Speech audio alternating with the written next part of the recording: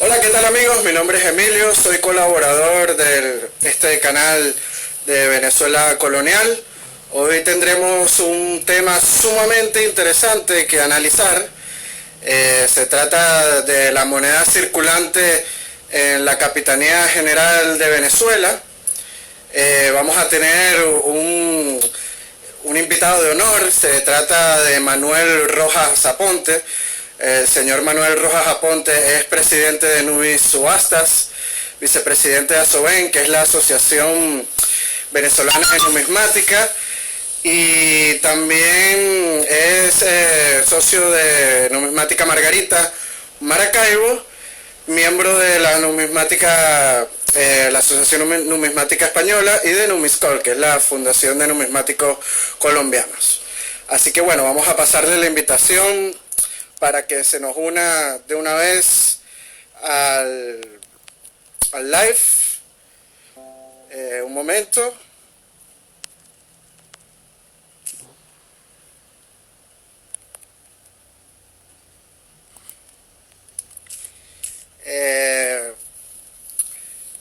Manuel, si estás conectado, pásame tú la invitación, que no me apareces.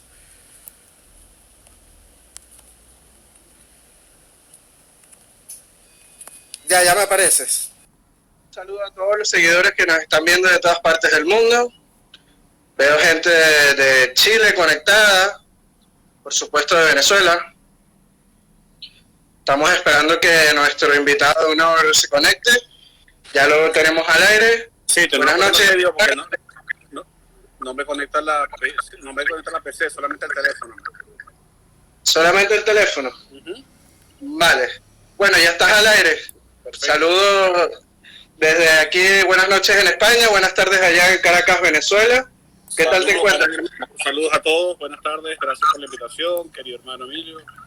Saludos a todos los que nos están leyendo. Veo varios nombres parecidos. Tenemos a hermano Ángel Longar, tenemos Sedwick Coins, nos está siguiendo, excelente. Saludos a Sedwick Coins. Nos ayudó con un reposteo de esta reunión. Tenemos a Numismática Hernández, Luis Bermejo. Imagino que también hay muchos amigos tuyos, ¿no, Emilio? Sí, también veo mucha gente de España, sobre todo veo Adrián 256, saludos. Y bueno, vamos a explicar un poco de qué se trata esta charla de hoy, querido hermano, al público. Vamos a tener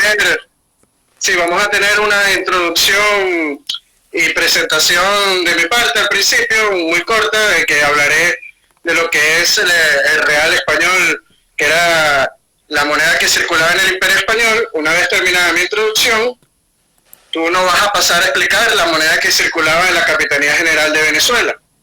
Una vez concluida tu exposición, pues pasaremos una ronda de preguntas de nuestro público y también aprovecharemos para que presentes tu libro, que es Leprosarios de Venezuela, ¿no? ¿Correcto? Sí, la numismática de los lazaretos de Venezuela. La numismática de los lazaretos de Venezuela.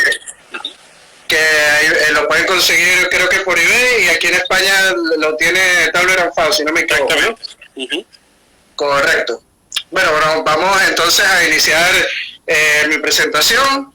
Primero, antes que nada, hay que decir que el real español fue la moneda más importante del mundo, la primera en la historia.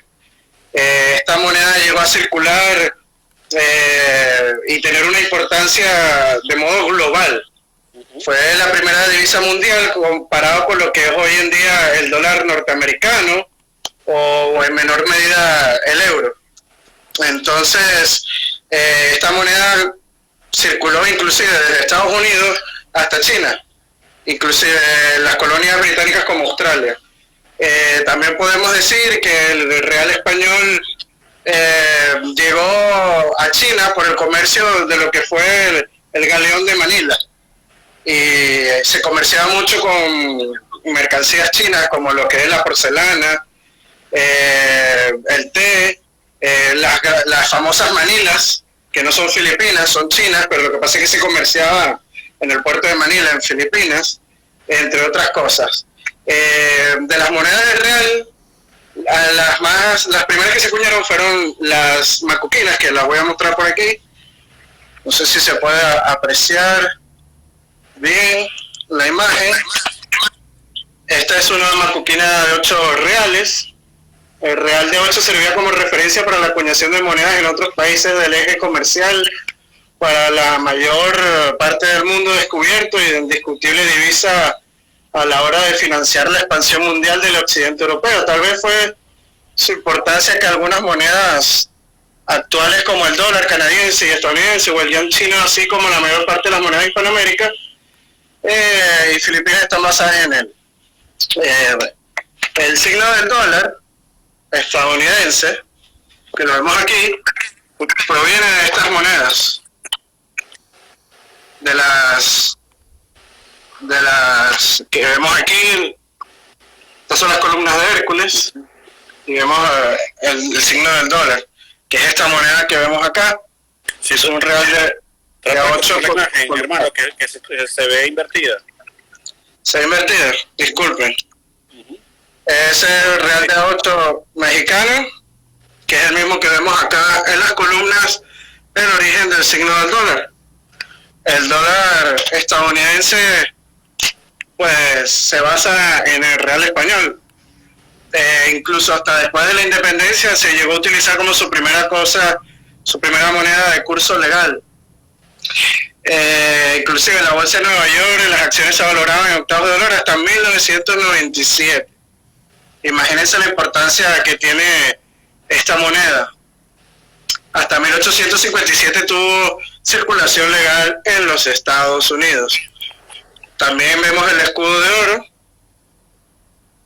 que era la moneda de oro que se circulaba en aquella época, junto a estas de plata que son los reales. Estas son las primer tipo que se acuñó en México, son de 2 reales. Son 8 reales de Carlos III. Las 3 principales secas que hubieron en América fueron las de Ciudad de México, Perú y la de Potosí en Bolivia. En Caracas también tenemos secas o casas de monedas que acuñaban reales al final del periodo de la Capitanía General. Esta es una moneda macuquina de 2 reales. Así que bueno, como ya hemos entrado en lo que es la Casa de la Moneda de Caracas, que es en donde se acuñaron las monedas en Venezuela, pasaremos a nuestro invitado de honor, Manuel Rojas, a que prosiga con la exposición. Adelante, Manuel. Muchas gracias, disculpe, tuvimos algunos problemas técnicos, pero ya los resolvimos. Bueno, hay mucho de qué hablar y muy poco tiempo, así que voy a tratar de ser lo más puntual y específico posible. Lo primero que hay que referirse es a la naturaleza de la economía de los territorios que hoy conforman la República de Venezuela durante la era colonial. Lo primero es que estos territorios primero pertenecieron al Virreinato del Perú, luego pasaron a estar bajo el ala del Virreinato Nava con su fundación.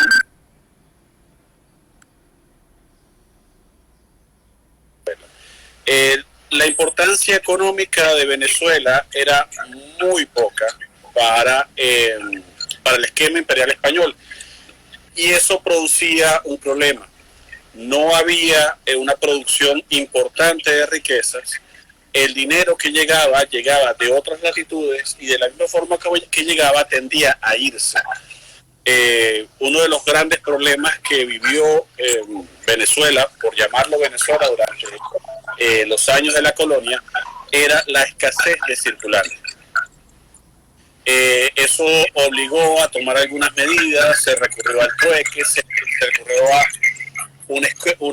un enfoque de una economía primaria o primitiva. Una de las monedas de uso más extendido fue justamente las fichas, las perlas. Las perlas, como se sabe, se extrayeran primero de las costas de la isla Margarita, de Cubagua, primero Cubagua, luego Margarita, y luego el estado Sucre y el estado Falcón. Específicamente se usó las perlas de Rostrillo. Para los que están siguiendo la conferencia y tienen la posibilidad, hay un álbum de fotografías que colgamos en el perfil de Número Subastas, en el cual pueden ver fotos referenciales de lo que estamos hablando. Sí, nosotros moneda. Disculpa, pues nosotros lo hemos colocado en el history de Venezuela Colonial para los que deseen ver esas fotos. Prosigue, hermano.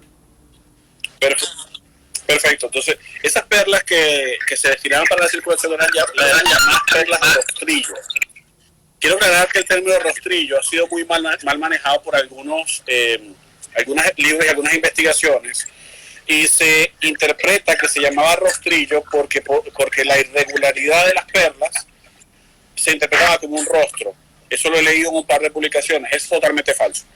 El término rostrillo es justamente esa prenda que pueden ver en el álbum que enviamos, que es una prenda que llegaron a usar algunas damas, pero principalmente era una decoración de la Virgen.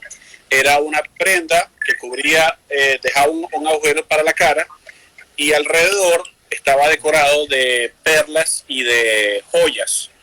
Esas perlas pequeñas, irregulares, eran las típicamente usadas para elaborar este tipo de implementos llamados rostrillo. Entonces, cuando hablamos de los documentos de la época se refieren a las perlas de rostrillo, nos referimos a ese tipo de perlas usadas para estas joyas.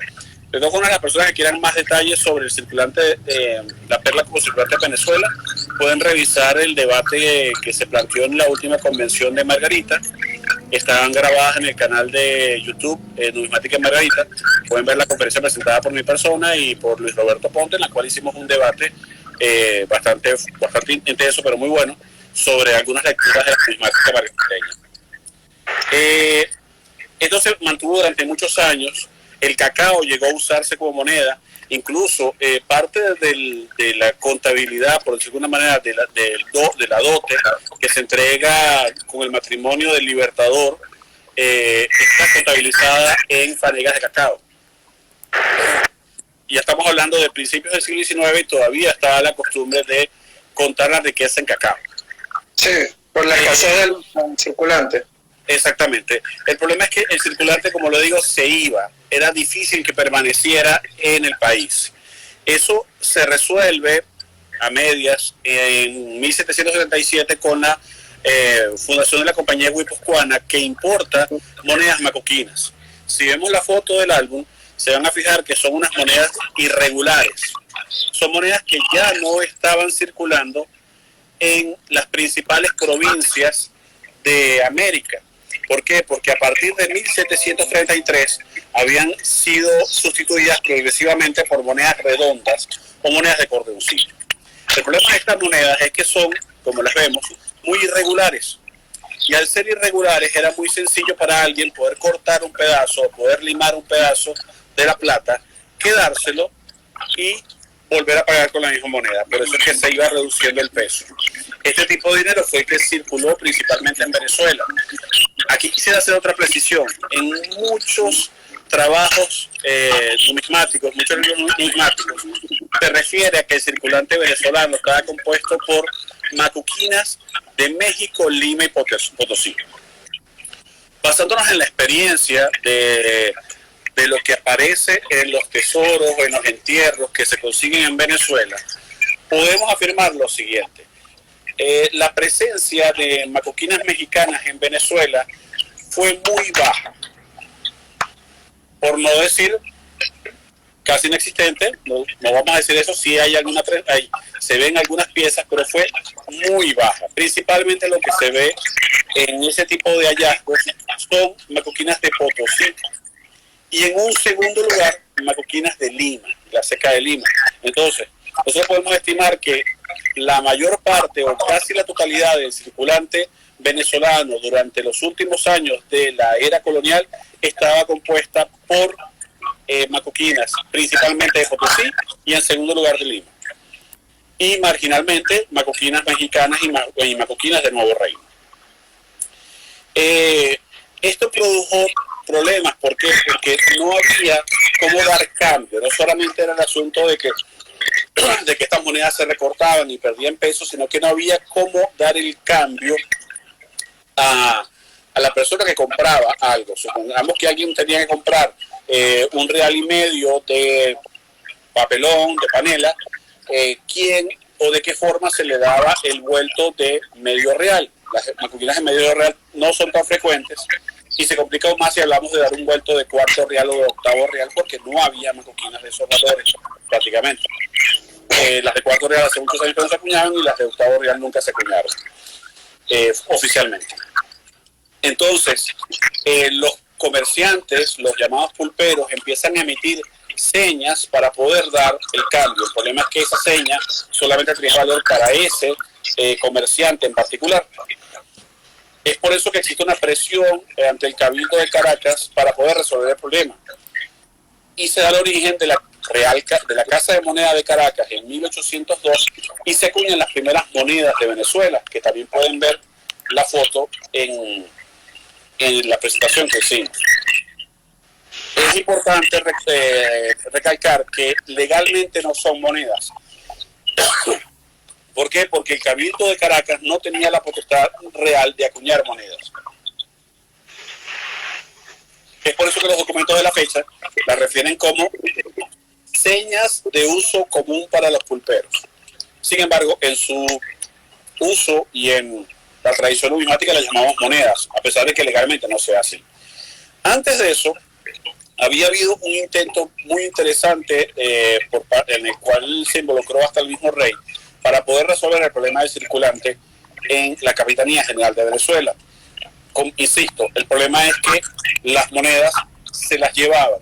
La moneda duraba poco tiempo en circulación en Venezuela y la macoquina producía problemas porque con mucha frecuencia el peso no era el correcto por la cantidad de cercenes y de limaduras y de cortes que recibía la moneda. Entonces se propone acuñar una moneda idéntica al estilo de la moneda del Imperio Español en América, pero esta moneda debía ser más liviana, debía tener un 60% del peso legal. Se sabe que estas monedas se acuñaron. Podemos ver la foto en el álbum del único ejemplar conocido de los reales, que está en la colección de American Numismatic Society. Allí se conoce un ejemplar de un real que estaba en la colección del doctor Tomás Héctor. Hay además un 8 reales que está en manos de Cayón en España. Se cita también la existencia de un 4 reales por Tomás Héctor y se supone que se debió acuñar también el medio real. Como vemos, la moneda es idéntica, solamente es más pequeña. Al final este intento es un fracaso. El mismo rey se involucra en la situación y prohíbe la acuñación de la moneda porque consideraban que era un exabrupto acuñar una moneda que era exactamente igual a la del Imperio Español, pero tenía mucha menos plata. Era como que el rey estuviese estafando a sus súbditos, por lo cual esa pieza no se acuñó. Querido hermano, tú que tienes el libro de Aureo Calicó, justamente en ese libro está referenciado el real, el 2 reales y el 8 reales. Estoy mostrando el de 2 reales. No, pero está el de 1787, el 2 reales de 1787. Ah, ese es el reinado de Carlos IV. Bueno. Carlos IV, exactamente. Sí, ya. Ahí está referenciado el real, el 2 reales de Caracas y el 8 reales. Que se atribuye también a esta serie, a pesar de que los documentos no hablan de 8 reales. Pero es el nuevo. 86. ¿Cómo? Pero es el nuevo catálogo del viejo. De nuevo. Creo que está como Venezuela e Isla de Barloventos. Venezuela e Isla de Barloventos. Creo que está en 8 reales, 2 reales y 1 real. Pero yo prosigo. Sí, si lo consigo lo muestro, hermano, tranquilo. Perfecto. En ese álbum, nosotros tratamos de seleccionar un álbum con las piezas en el mejor grado de conservación posible, piezas selectas, y tenemos el mejor octavo de real que se conoce hasta la fecha, que es una pieza preciosa, a pesar de algunos problemas de acuñación. Fue encapsulada por la NGC como Verify 35, consideramos que fueron bastante estrictos con la gradación. Y para poder ubicarnos en la época, el poder adquisitivo de esa moneda en ese momento era un huevo. Con un octavo de real, una persona podía comprar un huevo. Por eso es que uno de los apodos del octavo de real es justamente huevo. Además de eso, podemos ver la foto de una de las joyas de la numismática venezolana, el cuarto real de 1804, hablamos de la moneda más rara circulante de Venezuela. Ese que fotografiamos pertenece a la colección del Banco Central de Venezuela.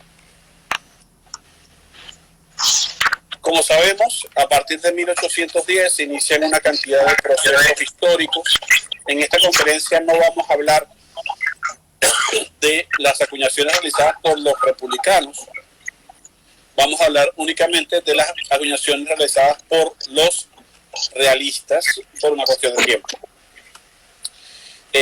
Los realistas, como saben, pierden el control de Caracas en una cantidad de sucesos políticos que se dan entre 1810 y 1811. Es importante, para hacer una correcta lectura de lo que pasó en Venezuela, entender que en 1810 no hay una independencia como tal, a pesar de que los libros de historia nos enseñan la versión del grito de independencia. Lo que hay es la deposición de unas autoridades por su simpatía o su supuesta simpatía con la invasión francesa en búsqueda de la defensa de los derechos de Fernando VII. Se dan una cantidad de sucesos entre el 19 de abril de 1810 y el 5 de julio de 1811 que cambian totalmente la dirección política del país. Eso lo podemos ver, por ejemplo, con un error histórico repetido en muchísimas fuentes con respecto a la provincia de Guayana. Se afirma que la provincia de Guayana nunca respaldó a Caracas, y eso es totalmente falso. La provincia de Guayana se adhiere al movimiento del 19 de abril de 1810, se adhiere a la Junta Defensora de los Derechos de Fernando VII, y solamente después de la elección de las Cortes de Cádiz y que se evidencia el cambio de dirección política en Caracas, es que ellos deciden darle la espalda a Caracas y permanecer reales al gobierno. Y esto es importante para entender lo que va a pasar después con las monedas. Los patriotas, como sabemos, acuñaron monedas. Primero acuñaron billetes, no fue un experimento que digamos. Después acuñan monedas, pero ya era muy tarde. El daño, sobre todo en la lealtad de la tropa, había sido muy afectado. El soldado patriota cobraba con papel, mientras el soldado realista cobraba con plata, y eso sin duda alguna significó mucho, además del terremoto de Caracas y esa cantidad de sucesos. Y los patriotas pierden la primera etapa de la República.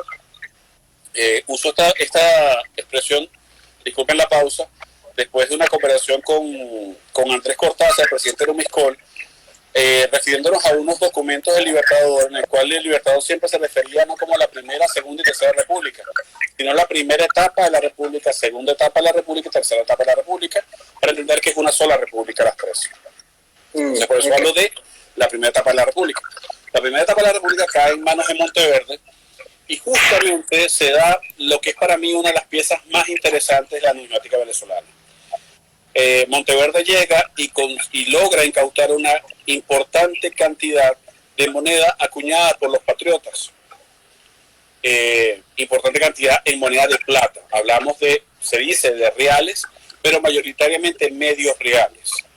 Esos fueron obviamente fundidos, y entre las cosas que se hicieron con ese metal está esa maravillosa pieza que podemos ver en la foto, que es el llamado tostón de Monteverde. El tostón de Monteverde es técnicamente una medalla de proclama. Sin embargo, su talla es la de un 4 reales provincial, y sabemos que circuló como moneda. Se especula que también fue usada como condecoración, se especula, no hay pruebas de eso, y además fue usada como una medalla conmemorativa de la jurada de fidelidad a Fernando VII. Es una pieza sumamente rara. La mayoría de los numismáticos venezolanos la desconocen. Yo la considero una moneda porque en su uso circuló como moneda, lo cual la convertiría en una de las piezas más escasas de las monedas coloniales de Venezuela. Casi todas las pocas que se conocen, la mayoría están sin hueco. Aproximadamente hay unos 4 o 5 ejemplares sin perforación. ¿Sí? Una pregunta, hermano. Esa moneda que te refieres es la que diste en tu conferencia sobre medallas, ¿no? Exactamente, sí. Exactamente. Que es muy escasa y que creo que ¿cuánto se vendió en subasta? ¿La última? Hace mucho tiempo que no sale ninguna subasta. La última creo que la subastó Globus y se fue muy económica, creo que se vendió como en $4,500, algo así. No recuerdo bien, no recuerdo exactamente, pero sé que hace muchos años, quizás hace unos 8 años. Es la última que ha salido en venta pública. Yo vendí una más reciente, pero vendí un par o tres más recientes, no recuerdo bien. Pero son piezas muy raras. Las personas interesadas en conocer este concepto de las piezas de proclama pueden irse a la conferencia en el canal de YouTube de Domi Subastas, en el cual verán más detalles sobre estas piezas. Ocurre entonces un fenómeno interesante. Como ya dijimos, el circulante venezolano estaba compuesto casi exclusivamente por macuquinas de 2, 1 y medio real de Lima y de Potosí. ¿Qué ocurre? Al haber escasez de estas monedas, la mejor forma que tuvieron tanto patriotas como realistas fue imitar las macuquinas. En el caso de Caracas, debo hacer énfasis de que muchos numismáticos y muchas obras dicen que se hicieron partiendo de una imitación de las macuquinas de Potosí y de Lima. Eso no es del todo cierto. El estilo de las macuquinas de Caracas es exclusivamente limeño. Vemos las letras muy grandes, trazos muy grandes, incluso vemos la letra L imitando una macuquina limeña, por lo cual podemos decir que las macuquinas de Caracas son una imitación de las macuquinas limeñas. Esas macuquinas se iniciaron aparentemente, su iniciación se inició aparentemente por los patriotas, pero continuaron acuñándolas indistintamente patriotas y realistas durante toda la guerra de independencia. Disculpe. Durante toda la guerra de independencia. Se hacía evidente la necesidad de un dinero que no tuviese una bandera política, que pudiese correr libremente por los territorios que cambiaban de mano y de bando constantemente durante la guerra de independencia. Estas macuquinas de Caracas fueron de una aceptación muy extendida, circularon hasta Colombia y curiosamente también fueron limitadas. El caso de las macuquinas acuñadas por el general Páez o las macuquinas que se supone que se acuñaron en Mérida, se hicieron a partir de las macuquinas de Caracas, al igual las piezas de Santander y Casanare. Sin embargo, podemos ver que en algunas de las macuquinas de Páez sí hay una imitación o un estilo muy similar al de las piezas de Potosí. En el álbum que muestro hay una pieza sumamente interesante que tuvimos en Domi Subastas hace poco, que está acuñada sobre una moneda del Imperio Español de cordoncillo. Eso lo que evidencia es que había un aprovechamiento del material y se rendía el dinero. Un 2 reales de cordoncillo del Imperio Español podía servir para acuñar el 60% se usaba el 60% de esa moneda regular para acuñar una moneda española, con lo cual había un rédito de un 40%, que justamente es la diferencia de peso y de plata en una moneda provincial. Al llegar Morillo, con la reconquista de Venezuela y esos aciagos años ocurridos entre 1813 con el decreto de guerra a muerte, con el surgimiento de la dividida segunda etapa de la República. Recordemos que insisto, los libros de historia nos hablan de que existió una segunda república o una segunda etapa de la república, cuando en realidad existieron dos. Había una república de Oriente dirigida por Mariño y había una república del centro y de Occidente dirigida por Bolívar, que no tenían una comunicación, no tenían una estrategia en común y que ciertamente estaban enfrentadas. O sea, Venezuela estaba dividida en 3 bandos en ese momento. Cuando llega Morillo se encuentra con la particularidad que hay una casa de moneda de Caracas acuñando una cantidad de monedas que no estaban acorde a la ley, que no tenía aprobación del rey para acuñar, que no tenían el peso ni la pureza que debía tener según la ley. Su primera decisión es cerrar la casa de monedas. Después se da cuenta que eso era un error militar y estratégico terrible permite su reapertura, pero con una nueva maquinaria. Esta nueva maquinaria mejora considerablemente el acabado de las monedas de Caracas. Es cuando vemos los cambios de los cuartillos, los llamados cuartillos del 17 de fecha pequeña, y vemos una de las monedas más emblemáticas de Venezuela, que son las morilleras. Justamente en el álbum pueden ver una preciosa moneda de 2 reales de 1820, que es la morillera en más alto grado que se ha certificado de MS65, y podemos ver un tostón, un 4 reales de 1820, que además tiene la particularidad de estar acuñado sobre un 8 reales del Imperio Español. Son 2 piezas excepcionales, son dos joyas de las que vale la pena hablar y compartir. El 4 reales fue la moneda de mayor valor facial que se acuñó de forma extendida y que se haya podido verificar su existencia durante la Guerra de Independencia. Para tener una idea del poder adquisitivo de esa moneda, 4 reales era el sueldo semanal de un jornalero en la época, de un peón de Hacienda, cobraba 4 reales a la semana. Eso debió haber sido una cantidad importante para poder mantener el sustento mínimo de una familia promedio en la Venezuela de esa época. Lo que hablamos aquí son valores referenciales porque obviamente durante la guerra algunos valores pudieron haber aumentado considerablemente. Los tostones son unas piezas muy escasas, muy difíciles de conseguir. La mayoría de ellos están perforados. De estas morilleras, lo más frecuente son los 2 reales. Los reales son casi todos muy escasos. El caso de 1817 es una de las monedas más raras de Venezuela.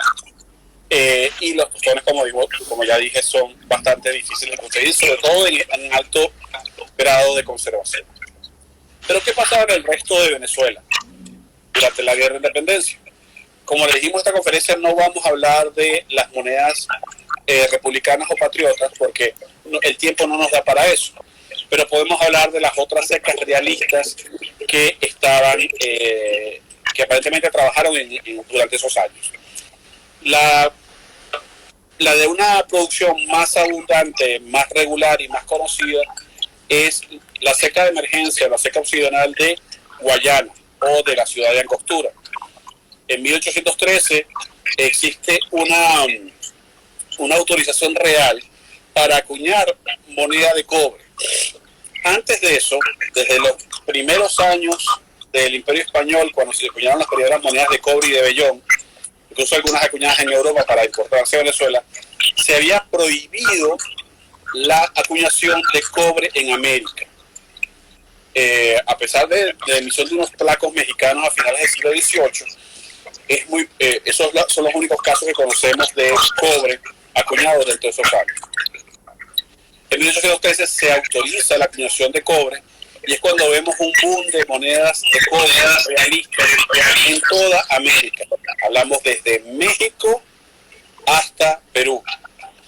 Y ahí dentro de ese marco entra Venezuela, porque justamente las acuñaciones realistas se inician en 1813 con los primeros cuartillos del 13 de Caracas y también con las primeras monedas de Guayana de medio real y de cuarto real de 1813. Para los que pueden ver el álbum, si observan bien, tenemos un maravilloso ejemplar del medio real de 1813. Esa pieza que ven ahí tiene la particularidad, además, que el león tiene un diseño diferente y su silueta está delineada, no es un diseño sólido. Esa variante es muy escasa y más en esa excepcional condición. Son piezas muy difíciles de conseguir. La Casa de Moneda de Guayana acuñó medios reales 1813, 14, 15, 16 y 17. Y cuartos reales acuñó muy pocos, solamente en 1813 y 1815. Los cuartos son piezas muy raras y de los medios reales los más deseados obviamente son los de 1813.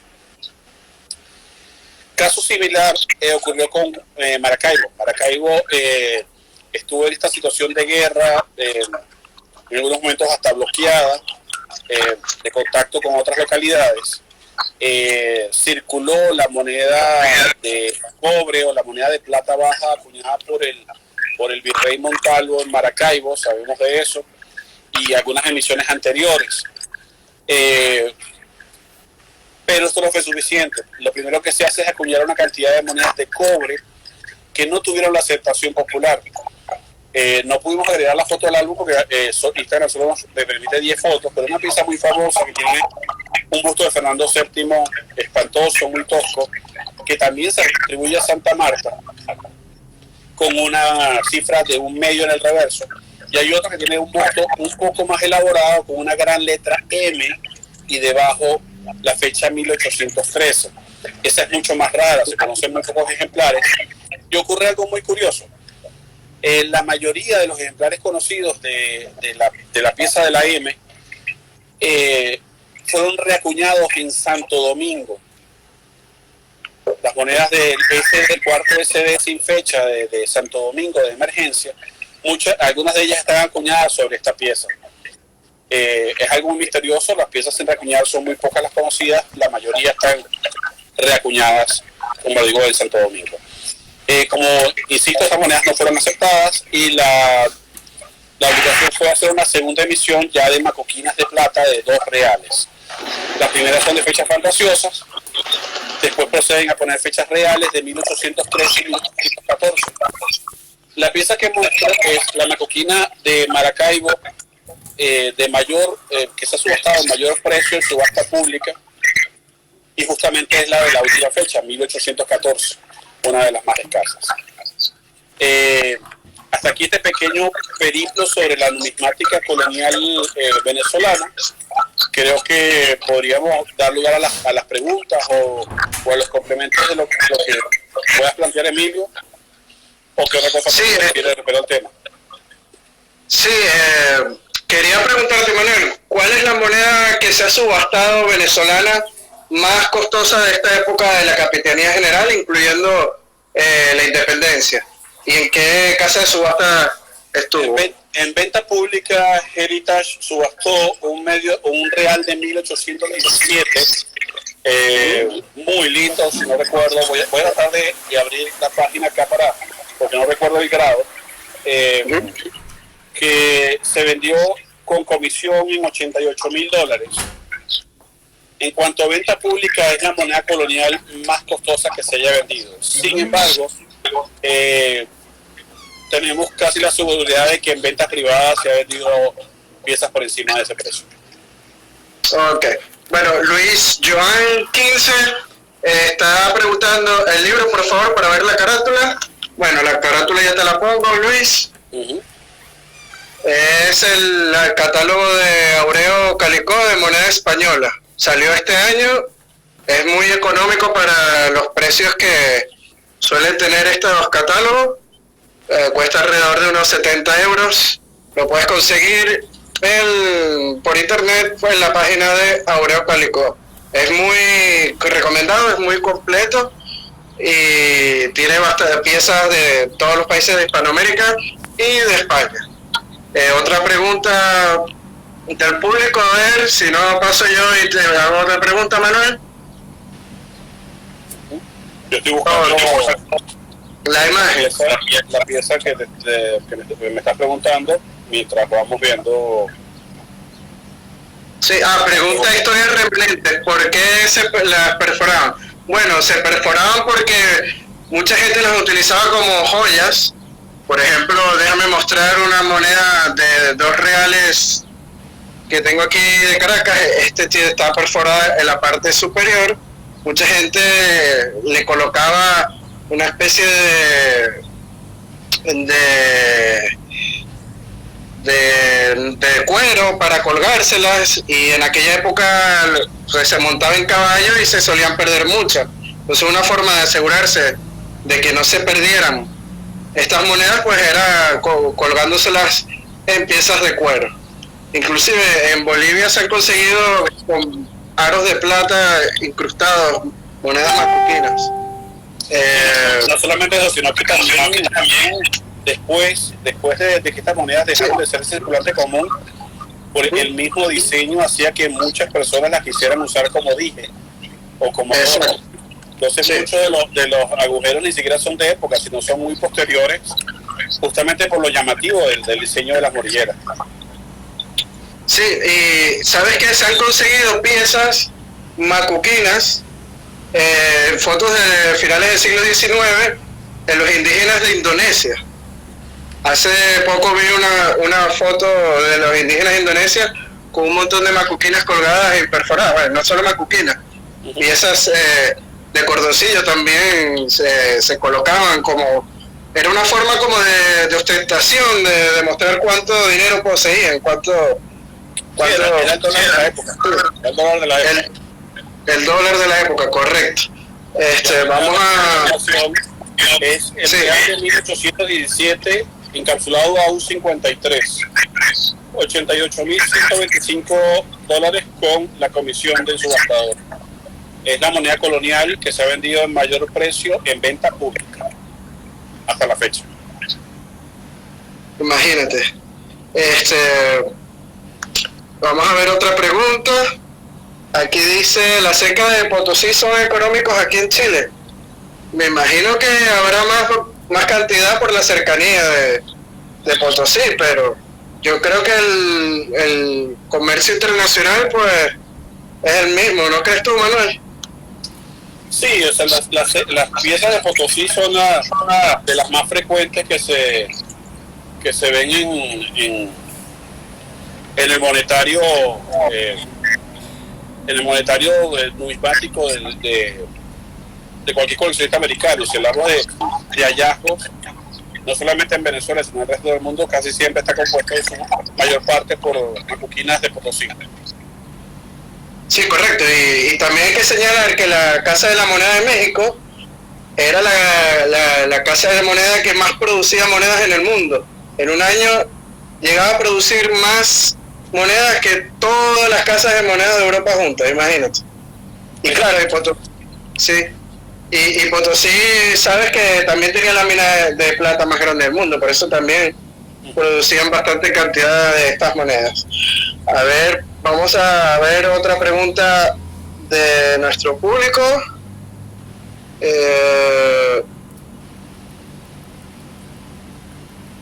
Aquí dice, bueno, dicen que tienen monedas macuquinas.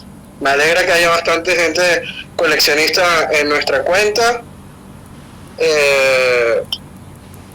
Puedes colocar la dirección de Numisubastas en YouTube. Bueno, que si la puedes decir, me imagino. Ese es el canal de YouTube de Numisubastas. Pueden buscarlo en el buscador Numisubastas y van a ver este video, va a quedar colgado. Pueden hacernos llegar sus preguntas también por ahí. Además del live de Instagram. Correcto. A ver, Manuel, háblanos un poco de la medalla de Maracaibo, que es una medalla que a mí de verdad me llama mucho la atención por la excelente calidad que tiene de acuñación. Y es una pieza muy bonita, tiene el busto de Carlos III, pero es de Carlos IV, de la proclamación de Carlos IV. Háblanos de esa pieza. ¿Me estás hablando de la de 1789 o la que va a subastar audio de 1746? No, la de Carlos IV. La de Carlos IV, exacto. Si lo ves ahorita, acaba de aparecer esa pieza que nos puso de cabeza a todos, que la tiene audio y la va a subastar dentro de poco. Una pieza excepcional. Fea, tosca, fundida, pero una pieza excepcional. La pieza de la que me hablas de 1789 es un caso diferente. Es una moneda acuñada, a todas luces acuñada en la Casa de Moneda de Bogotá, comparte el mismo anverso de varias proclamas de Popayán y de Santa Marta y de Bogotá. Exactamente igual, la variante que tiene la cruz de Malta debajo del busto. Se conocen muy pocos ejemplares. Yo personalmente solamente sé de una pieza completa. Hablo de la proclama anverso y reverso en plata como misión regular. Aparentemente hay dos más, pero no tengo confirmación de esto. Se conocen dos pruebas de reverso en plata y una prueba de reverso en estaño. Aparentemente hay otra prueba más, pero es lo que tenemos hasta ahora. Correcto. Bueno, tenemos una pregunta de Raúl Antolí. ¿Por qué los intentos de moneda internacional, Unión Monetaria Latina, han fracasado? Y sin embargo, los que han salido de forma natural funcionaron mejor. Tremenda pregunta. Bueno, estamos saliendo un poco del tema, pero yo no estaría tan de acuerdo con este planteamiento, porque el proyecto más exitoso de una moneda internacional lo tuvimos mientras los países se mantuvieron bajo el patrón plata y el patrón oro. Tenemos la Convención Latina, que fue una medida por la cual una cantidad de países crearon una métrica para sus monedas que se alineaba con el franco francés. Valga la acotación que el bolívar, nuestro bolívar, surgido en 1879, está alineado con esa política, y el bolívar corría a la suerte de un franco por bolívar, porque eran exactamente 5 gramos de plata 835. La pieza de 5 francos era de plata 900, igual la métrica de las monedas de oro, era exactamente igual, por lo cual la moneda de Francia, la moneda de España, la moneda de Grecia, la moneda de Venezuela, incluso monedas que mantuvieron el peso también se enlazaron con esa política, dividiendo su unidad monetaria en décimos, como es el caso del sucre, como fue el caso del venezolano, como es el caso del peso colombiano. Eso fue una moneda internacional, y su impacto fue tal que incluso países trataron de alinearse con ella, fracasando, como Estados Unidos, que acuñó una serie de pruebas Goloid para poder alinear su moneda de $4 con el 20 franco francés. La de $4 es una que tiene una estrella, si no me equivoco, la parte de... Sí, hay unos intentos que hicieron ellos de crear una moneda para el comercio internacional que alineara el valor del dólar con el 20 franco francés. Incluso la moneda dice hay una de las pruebas que dice el valor en dólares y el valor en francos. Algo parecido a los trademarks que utilizaban para comerciar con China, ¿no? Correcto. Que esa moneda la hicieron justamente porque los chinos no querían dólares, sino reales españoles. Y entonces los americanos tuvieron que acuñarla para sustituir estos reales españoles, porque ya en aquella época no se conseguían tanto de los reales del Imperio Español. Sí, y los resplandores mexicanos tampoco querían ser usados por los americanos. Tengo una pregunta acá a través de YouTube por David Contreras. Él dice, no me gustan, me imagino que habla de las macoquinas, no me gustan las macoquinas porque son muy toscas. ¿Por qué son así? Es importante ponernos en el contexto. Cuando se inicia la explotación de metales, particularmente de plata en América, el flujo de metales era pero tan grande, que no era prioritario la estética. Lo importante era sellar el metal, que el rey cobrara su quinto y poner a circular la moneda.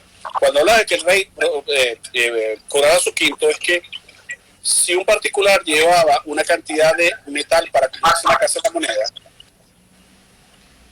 por decirle, él llevaba 1 kilo de plata, a él le quitaban la quinta parte de ese kilo, por lo cual iba a recibir 4 quintos en moneda acuñada. Era el señoriaje, era el beneficio del rey para poder acuñar moneda. Sí, como una especie de impuesto. Exactamente. Entonces, no era prioritario la estética, era necesario que esas ingentes cantidades de plata se acuñaran de la forma más rápida y más expedita posible y se pusieran a circular y se mandaran a España. Entonces, por eso esas monedas son tan toscas. Sin embargo, es la primera impresión que mucha gente tiene. Sin embargo, cuando uno empieza a estudiar las macoquinas, les agarra cariño. O sea, es como esas cosas tan feas que son bonitas, ¿no? Cada pieza... No, y tratar de identificarlas, hay que estudiarlas mucho, son entretenidas. Es así, o sea, cada moneda es diferente, es una acuñación muy artesanal.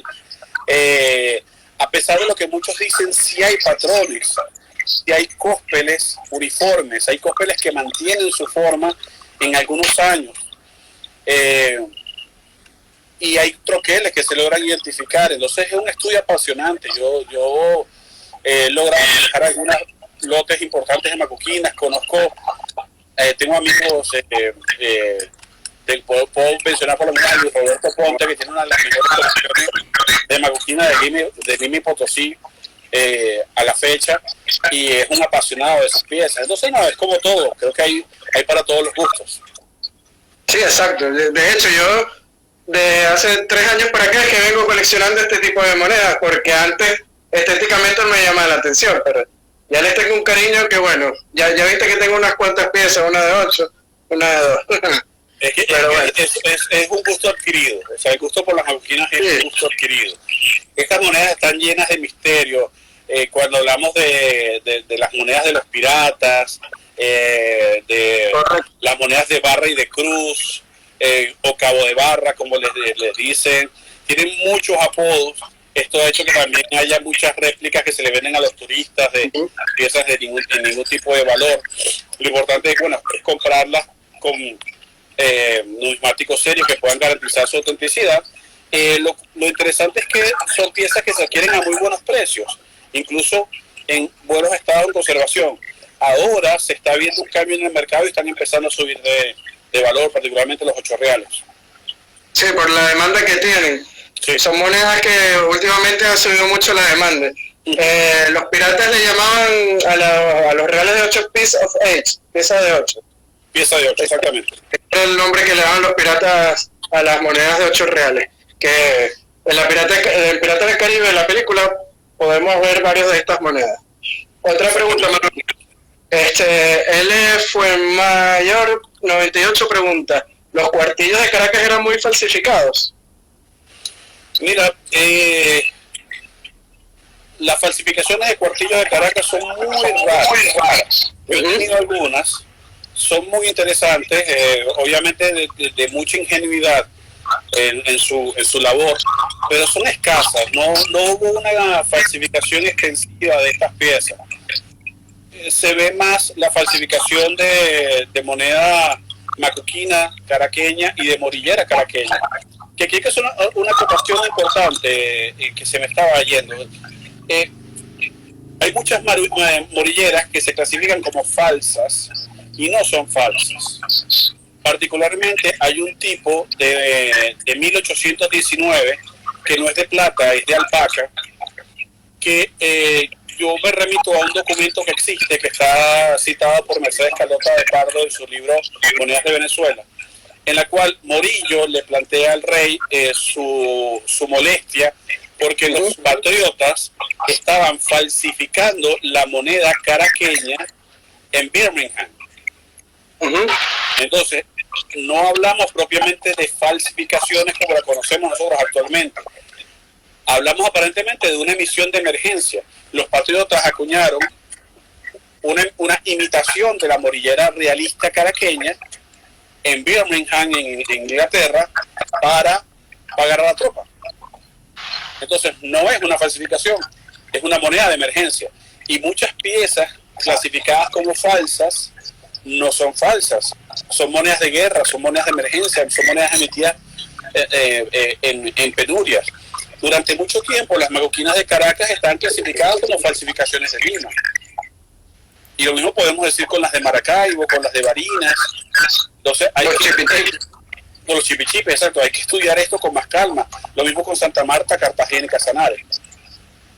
Correcto. Bueno, Manuel, nos quedan 7 minutos. Israel Domínguez pregunta, ¿cuál era la moneda común que circulaba cuando vivía Bolívar? Pues la que estamos hablando, el real español. Esta de Caracas, no sé si se ve bien, de 2 reales, circulaba en aquel entonces. Esta moneda es de 1818. A ver, otra pregunta rapidito, la última.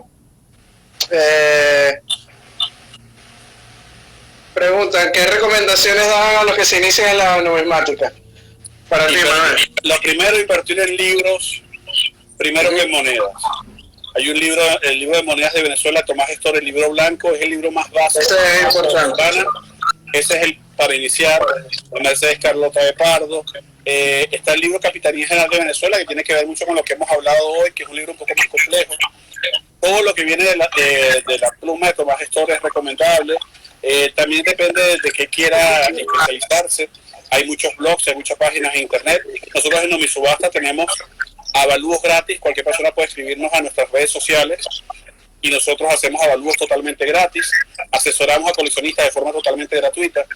Cualquier consulta que tengan pueden hacérnoslas llegar y estamos prestos para poder colaborar con ustedes porque nos interesa que la numismática crezca como afición y que haya cada vez más coleccionistas. Correcto, la cuenta de Instagram de Numisubasta es @numisubasta para que lo quieran contactar. Hay que decir que muchas de las monedas que he mostrado el día de hoy se las he comprado a Manuel, lo recomiendo con los ojos cerrados. De hace más de 15 años vengo comprándole monedas, de la época que él vendía por Mercado Libre, imagínate. Exactamente, MFRA. Sí, o sea, imagínate los años que tenemos conociéndonos, ya la amistad da para muchos años. Entonces vamos a ver si nos da tiempo, que nos quedan 5 minutos para una última pregunta. A ver, preguntan Thomas Storm. Thomas Storm, S-T-O-H-R. Cualquiera de los libros que escribió él de numismática es de las mejores cosas que se han hecho en Venezuela hasta la fecha. Perfecto. Háblanos un poquito de tu libro, de qué se trata en estos 5 minutos. Sí, bueno, hablando rapidito, mi primer libro oficial publicado es un libro que trata sobre un tema poco investigado, que es la numismática de los lazaretos. Los leprosos los tenían recluidos en cárceles y se acuñó monedas y billetes para solamente uso de ellos y así evitar porque se pensaba que había contagio a través de las monedas y los billetes. El libro hace un paneo sobre todas las emisiones de monedas y billetes en el mundo y nos especializamos en las emisiones hechas en Venezuela. Lo tenemos en venta en nuestra página Numisubastas, que hasta ahora está inactiva por el tema del coronavirus, no tenemos subastas ahorita. Lo tenemos en la edición en inglés está en venta en eBay y la edición en español la tiene Tauler en Faun en Madrid. Madrid, en España. Y bueno, y en Caracas en Numisubastas, en las oficinas, ¿no? Bueno, las oficinas están prácticamente cerradas, pero bueno, igual tenemos logística para poder hacérselo llegar a los interesados. Perfecto. Bueno, Manuel, nos quedan ya 3 minutos. De verdad que encantado de tenerte, un honor que estés aquí compartiendo nuestra cuenta de Venezuela Colonial en esta serie de lives que venimos haciendo de hace una semana para acá por el tema del coronavirus. Pues qué mejor forma de aprovechar que hablar con los amigos que saben de historia y compartirlo con nuestro público que por medio de un live. Y de verdad que, bueno, cuando se me ocurrió hablar de monedas, la primera persona que se me pasó por la cabeza fue Manuel Rojas, por los años que tenemos conociéndonos. Así que de verdad que muchas gracias por venir el día de hoy aquí a nosotros compartir con nuestro público. Y bueno, las cámaras de Venezuela Colonial son tuyas. Muchísimas gracias, de verdad que estas iniciativas son excelentes. Necesitamos volver a revisar la historia, necesitamos replantearnos la forma de ver la historia. Hay iniciativas muy buenas en las redes sociales en Venezuela. Venezuela Colonial es una. La gente de Hechos Criollos, me encanta el trabajo que están haciendo. Aquí les envío un saludo. Y el concepto de nosotros en Numisubastas es enseñar la historia a través de la moneda. Porque, con esto cierro, no hay objeto que resuma mejor la historia que una moneda.